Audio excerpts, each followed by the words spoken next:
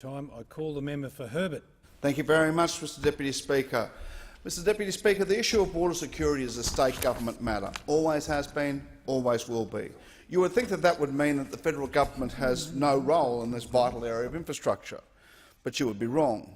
That is especially so if you're from the north of the country.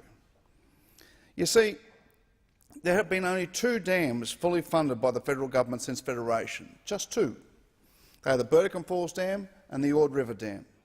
Despite being on opposite sides of the country, they do have a lot in common with each other. Both are north of the Tropic of Capricorn. Both are more than 1,000 kilometres away from their respective capital cities. Both are vital. Neither had the backing of any state government to actually build it. In the southeast of my state, the residents there have 10 years of water security, 10 years of gravity-fed water supply.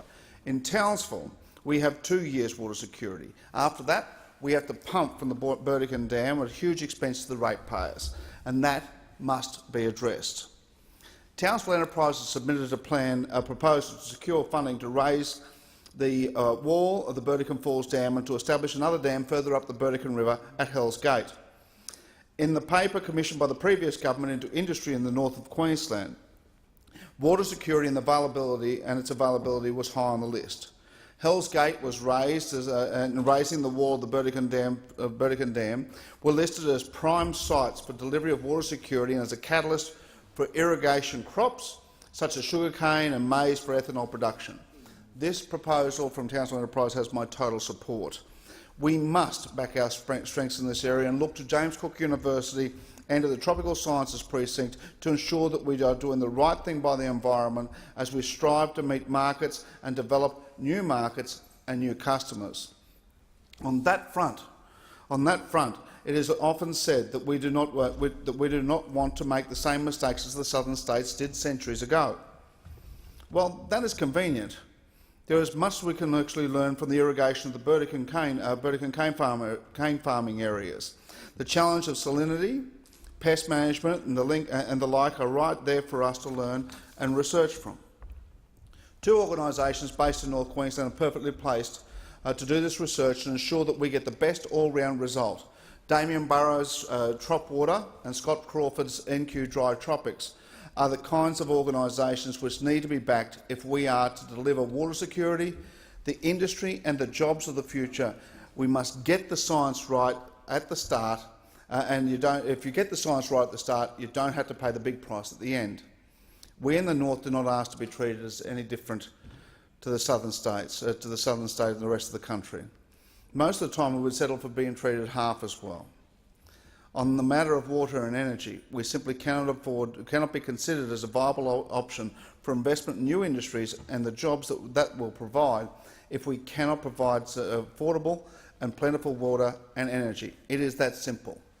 Science, sustainable development are the building blocks for the development of the north. Mr Speaker, I was talking to a fellow MP and he questioned the development of the north.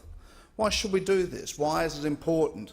I asked him in all honesty, I said, where are the bauxite deposits in Victoria? To which he answered, there were none.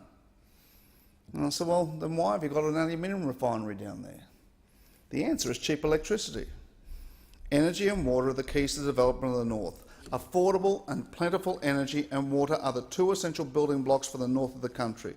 It is the reason Victoria is the manufacturing capital.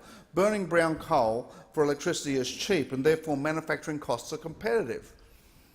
If we were to have a baseload power station in the north, we can open up all kinds of things. If we had the $5 billion concessional loan facility in 2010, and when we were talking about the Copper String project, we'd have been having a very different conversation today. The ability to bring those things together with the $5 billion loan facility, where we have get a baseload power station, where we can use the clean energy funds, the direct action and all those things to make it ultra critical. There's enough private money out there to build these power stations, but if we can add value to it, we'll develop that.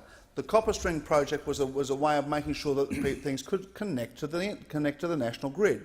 If we had to get a baseload power station somewhere out in the Galilee Basin, That would open up the area for the Kennedy Wind Farm, Big Solar, Tully Millstream, all those sorts of things can feed in, not that Tully Millstream can feed into there, but all those renewable energy projects and the science that goes with them will open up those things that they can then feed into the national energy market. We can provide over 40% of Australia's renewable energy needs in North Queensland alone through this project if we get the funding right. So if we get those, and if we get the new businesses that go with that in our region.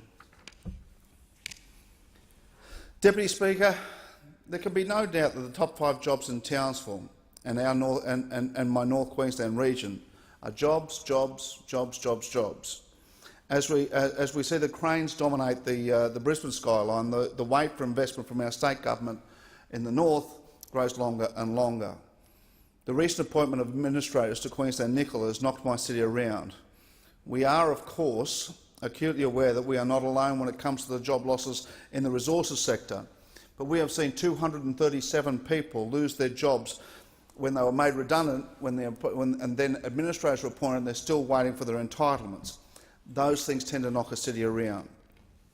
How do we generate jobs locally in a place that's 1,400 kilometres away from the capital city? The federal government has spent over $5 billion in the north since 2006. We have to make sure that we have to ensure that as many jobs are created locally. And how do we do that? We make the decision makers allow local contractors to get hold of that money. If we continually let the large corporations come in and build these things, the profit leaves our city and the investment that goes with that leaves along with it. We're standing at the airport waving goodbye as our profit leaves. If we are able to break down the tenders to bite-sized chunks, that local firms can tender and get that work, because it will save the taxpayer money, it will increase competition, it will ensure that traineeships and apprenticeships are done locally, as opposed to what we see now where there are no apprenticeships with the big Tier 1 companies. So it's about making sure that we progress those things here in our city. Another thing that we can do is the Federal Safety Commission, or something we can do right now. In our first repeal day, then Parliamentary Secretary to the Treasurer, Josh Frydenberg, repealed the FSC on the building of defence housing homes.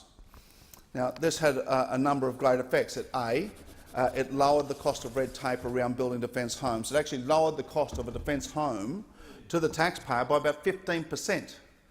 That's real money. It also allowed a lot more companies to actually tender for defence housing and to be able to build those things.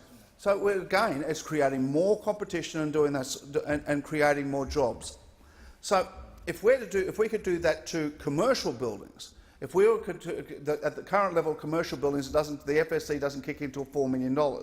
Now, commercially, that doesn't buy you a lot of office space or government building.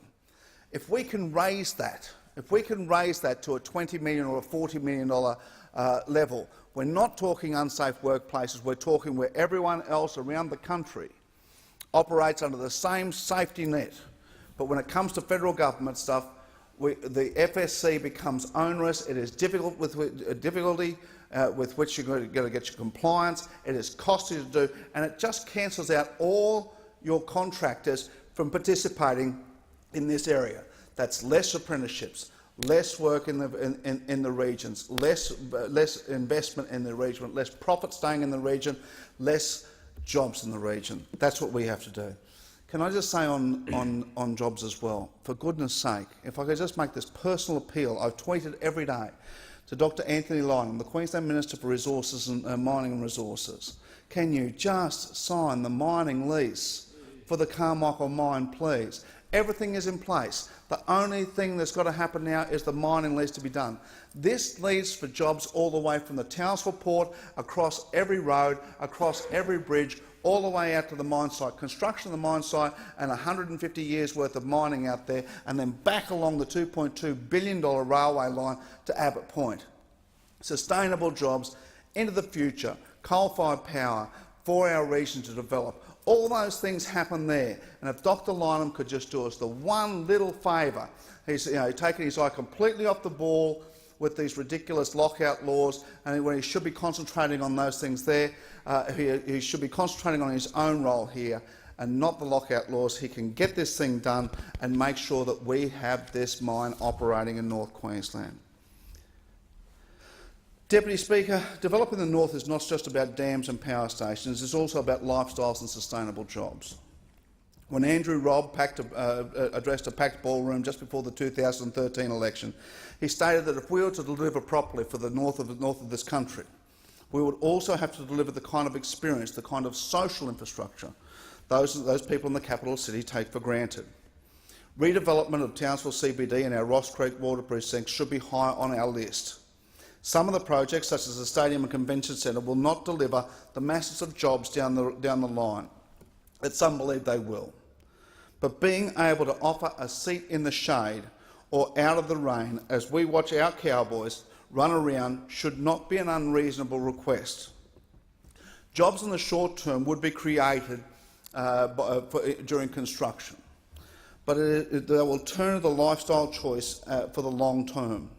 As demographer Bernard Salt observed in his presentation at the recent Redefining Townsville seminar, people are choosing cities, people are choosing where they live based on lifestyle and based on what they have to offer. You only have to look at the explosion of places like the Sunshine Coast, Newcastle, those sorts of things, where people are choosing those sorts of lifestyle places to make sure that they are getting getting the quality of life that they want. Townsville offers a great quality of life. And if we can provide the facilities that goes with that, we will move on and create those jobs that we can take into the future. Make no mistake, the building of the Stadium and Entertainment Centre, Convention Centre, is a state government infrastructure, and they should be funding it just the same as they do to everything else in the southeast. But we are used to being treated like second-class citizens in the north. The federal government understands the needs of the people in the north, and I'll be doing my best to deliver for the lifestyle that we deserve. Deputy Speaker, one of the things that came up in the Redefining Townsville discussions was the ability, the need for regional capitals, the regional cities, to be able to speak with one voice. We as a city must develop that voice. We as a city have to decide what we want our city to be. Too often, I think that our city leadership, our civic leadership, has seen people come in wanting to talk about something or other else, and we drop everything and go after them as if they've got something special for us. We have the something special. My city has the something special. What we have to do as a city is we have to decide what kind of city we're going to be into the future. We have to decide the links that we'll have to make. And I would contend that our links are far more important in the Asia Pacific than they are to Brisbane. We will get far more investment if we drive our relationships into Asia, into Papua New Guinea and into the Melanesian world. We will get far more investment if we concentrate on our relationships with Indonesia than we ever will by concentrating our relationships with the state government. What we have to do as a city is decide that we want to be that international city that will provide the education, the training, that will provide the lifestyle, that will provide the health outcomes, the vocational training, that we can provide the training for people to come in from all the Pacific nations into our city to provide those sorts of things. That's the sort of city that we want to be. We are a great services city, and when we look at the things that we can provide, our professional services, our defence services, our university and vocational education services, we are right on the cusp of being able to deliver into these things. It will take a concerted effort from all levels of government and all civic leadership to sit there and say, OK, what is our city's mission statement? How do we drive this? And then when someone comes in and offers us something that is outside that we are able to sit there and say, no, thank you. No, thank you. That's not where we see ourselves going. We don't want to be in that business because we have a mission. We speak with one voice and we are moving in that area.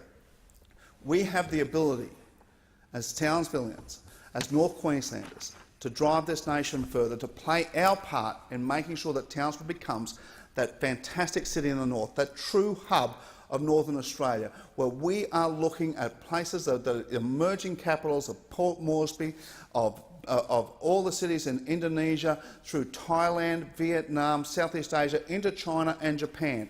We need the connectivity, we need the support, and we have the people to do this. We're a great city, and I thank the House.